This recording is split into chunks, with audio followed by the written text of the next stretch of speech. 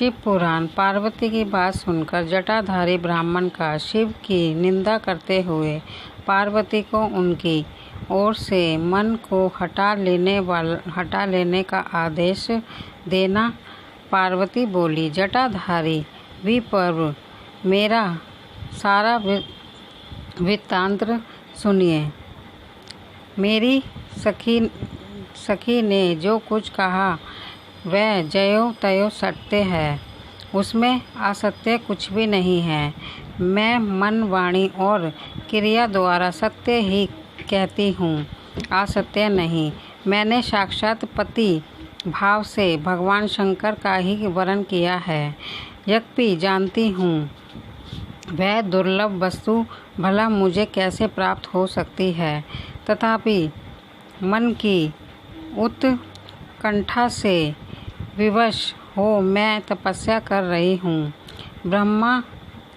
ब्राह्मण से ऐसी बात कहकर पार्वती देवी उस समय चुप हो रही। तब उनकी वह बात सुनकर ब्राह्मण ने कहा, ब्राह्मण बोले, इस समय तक मेरे मन में यह जानने की प्रबल इच्छा थी कि ये देवी किस दुर्लभ वस्तु को चाहती है, जिसके लिए ऐसा महान तप कर रही है। किंतु देवी तुम्हारे मुखारविंद से सब कुछ सुनकर उस अभिष्ट वस्तु को जान लेने के बाद अब मैं यहाँ से जा रहा हूँ। तुम्हारी ऐसी इच्छा हो वैसा करो। यदि तुम मुझसे ना कहती तो मित्रता निष्फल होती। अब ऐसा तुम्हारा कार्य है, वैसा ही उसका परिणाम होगा। जब तुम्हें इसमें सुख है तब मुझे कुछ नहीं कहना। वहाँ ऐसी बात कहकर ब्राह्मण ने ज्यों ही जाने का विचार किया तो त्यों ही पार्वती ने देवी ने प्रणाम करके उनसे इस प्रकार कहा। पार्वती बोली, विप्रवर, आप क्यों जाएंगे?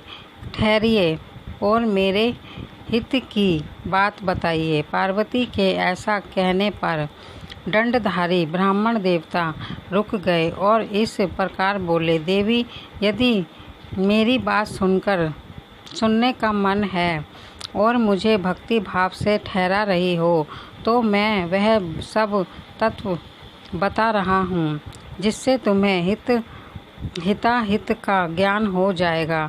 महादेव जी के प्रति मेरे मन में गौरव बुद्धि है। अंत में उनको सब प्रकार से जानता हूँ, तो भी यथार्थ बात कहता हूँ। तुम सावधान होकर सुनो।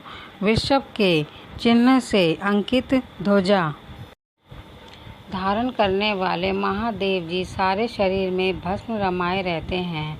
सिर पर जटा धारण करते हैं। धोती की जगह वह बाघ का धाम पहनते हैं और चादर की जगह हाथी की खाल ओढ़ते हैं। हाथ में भीख मांगने के लिए एक खोपड़ी लिए रहते हैं। झुंड के झुंड सांप उनके सारे अंगों में लिपटे देखे जाते हैं। वह विष खाकर ही पुष्ट होते हैं। अभय अक्षय भक्षी हैं। उनके नेत्र बड़े भद्दे हैं और देखने में डरावने लगते हैं। उनका जन्म कब, कहाँ और किससे हुआ, यह अब तक प्रकट नहीं हुआ। घर गृहस्थी के भोग से वह सदा दूर ही रहते हैं। नंग धड़ंग घूमते हैं और भूत प्रेतों को सदा साथ रखते हैं। उनके 1 2 नहीं 10 भुजाएं हैं। देवी, मैं समझ नहीं पाता कि किस कारण से तुम उन्हें अपना पति बनाना चाहती हो। तुम्हारा ज्ञान कहाँ चला गया है? इस बात को आज सोच विचार कर मुझे बताओ। तक्ष ने अपने यज्ञ में अपनी ही पुत्री सती को केवल यही सोचकर नहीं बुलाया कि वह कपालधारी भिक्षु की भार्या है। इतना ही नहीं, उन्होंने यज्ञ में भाग देने के लिए सब देवताओं को बुलाया, किंतु शंभु को छोड़ दिया।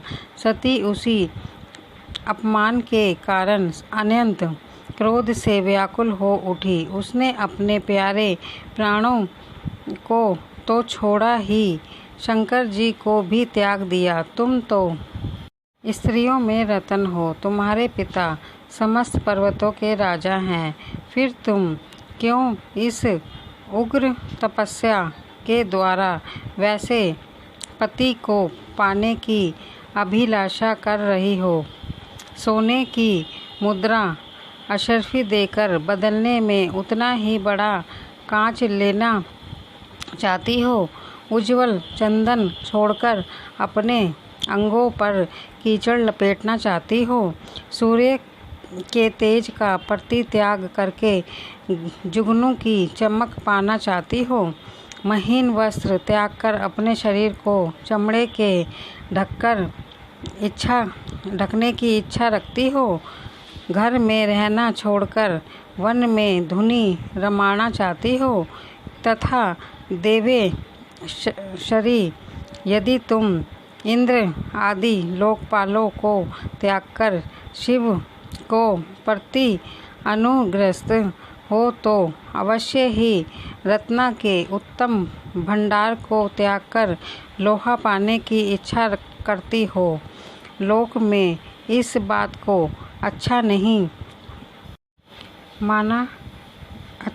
माना गया है।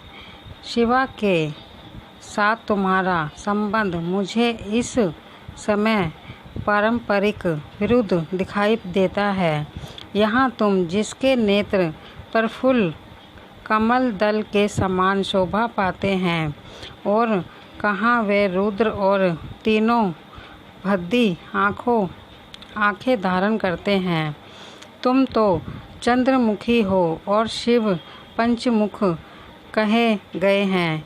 तुम्हारे सिर पर दिव्य वेणी सर्पणी सी शोभा पा रही है, परंतु शिव के मस्तक पर तो जटा जूट बताया जाता है। वह प्रसिद्ध ही है। तुम्हारे अंग में चंदन का अंगराग होगा और शिव के शरीर में चिता का भस्म। वो कहाँ तुम्हारी सुंदर मृदुल साड़ी, और कहाँ शंकर जी के उपयोग में आने वाली हाथी की खाल। कहाँ तुम्हारे अंग में दिव्य आभूषण, और कहाँ शंकर के सर्वांग में लिपटे हुए सर्प। कहाँ तुम्हारी संग के लिए उद्गत रहने वाले संपूर्ण देवता, और कहाँ भूतों की दी हुई बलि को प्रसन्न करने वाले शिव। कहाँ तो मृदंग की मधुर ध्वनि, और कहाँ डमरू की डिम। कहाँ भेड़ियों के समूह की गड़गड़ाहट, और कहाँ अशुभ शृंगनाद। कहाँ ढक्का का शब्द, और कहाँ अशुभ गलनाद। तुम्हारा यह उत्तम रूप शिव के योग्य कदापि नहीं है। यदि उनके पास धन होता तो वह दिगंबर नंगे क्यों रहते? सवारी के नाम पर उनके पास एक बूढ़ा बैल है, और दूसरी कोई भी सामग्री उनके पास नहीं है। कन्या के लिए ढूंढे जाने वाले वरों में जो नारियों को सुख देने वाले गुण बताए गए हैं, उनमें से एक भी गुण भद्दी आँख वाले रुद्र में नहीं है। तुम्हारे परम प्रिय काम को भी उन हर देवता ने दंग कर दिया है, और तुम्हारे प्रति उनका अनादर तो कभी देख लिया गया जब वह तुम्हें छोड़कर अनंत चले गए। उनकी कोई जाति नहीं देखी जाती, उनमें विद्या तथा ज्ञान का भी पता नहीं चलता। पिशाच ही उनके सहायक हैं और विष तो उनके कमंडल में ही दिखाई देता है। वह सदा अकेले रहने वाले और विशेष रूप से विरक्त हैं, इसलिए तुम्हें हर के साथ अपने मन को नहीं जोड़ना चाहिए। कहाँ तुम्हारे कंठ में सुंदर हार और कहाँ उनके गले में नरमुंडों की माला। देवी तुम्हारे और हर के रूप आदि सब एक दूसरे के विरुद्ध हैं। अंत मुझे तो यह संबंध नहीं रुचता। फिर तुम्हारी ऐसी जैसी इच्छा हो वैसा करो। संसार में जो कुछ भी असरुद्ध है वह सब तुम स्वर्ण चाहने लगी हो। अंत मैं कहता हूँ कि तुम उस असक्ति की ओर से अपने मन को हटा लो, अन्यथा जो चाहो वह करो, मुझे कुछ नहीं करना है। ब्रह्मा जी कहते हैं, नारद, यह बात सुनकर पार्वती शिव की निंदा करने वाले ब्राह्मण पर मन ही मन कुपित हो उठी और उससे इस प्रकार बोली। अध्याय समाप्त।